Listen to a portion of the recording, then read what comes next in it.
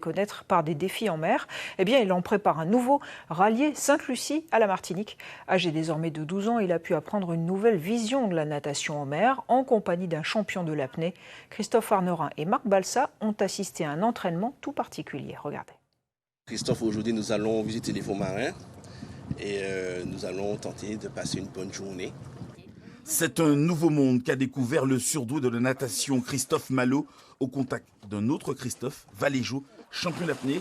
Il a été initié à la plongée, de nouvelles sensations subaquatiques qui devraient lui apporter de nouveaux atouts avant son prochain grand défi, rallié à la nage Sainte-Lucie, près de 40 km d'effort en fonction des courants. Franchement, je pense que ça va m'apporter de l'endurance. Parce que pour 40 km, il faut en avoir. Enfin, j'ai appris surtout à lire la mer, de par les bouées, les vagues, le courant. Et je crois que je n'ai pas fini d'apprendre avec Christophe Valéjo. Un partage plein de bienveillance. Christophe Valéjo a pu distiller ses conseils, ses anecdotes et ses méthodes pour la pratique d'une discipline exigeante. Durant cette journée ludique, les deux nageurs se sont retrouvés en symbiose dans les profondeurs.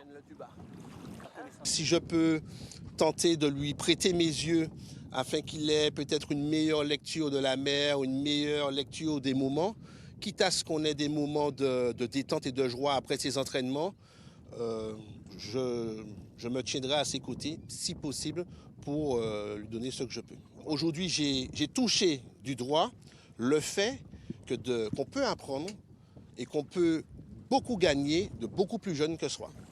L'entraînement n'est jamais loin de Christophe Malo. Depuis le début de l'année, il engloutit les kilomètres de nage en mer en compagnie de son père et de son entraîneur. À moins de 3 mois de son prochain défi, le prodige monte en puissance sereinement.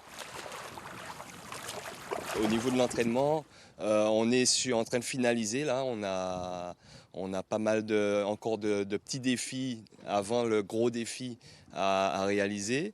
La semaine dernière, on a fait un 20 km. Le week-end prochain, on fera un 30 km et on s'approche au fur et à mesure de la distance de Sainte-Lucie-Martinique. En attendant le nouvel exploit prévu en octobre, Christophe Malo a pu découvrir au sens propre comme au figuré que c'est en touchant le fond que l'on peut envisager les plus belles victoires.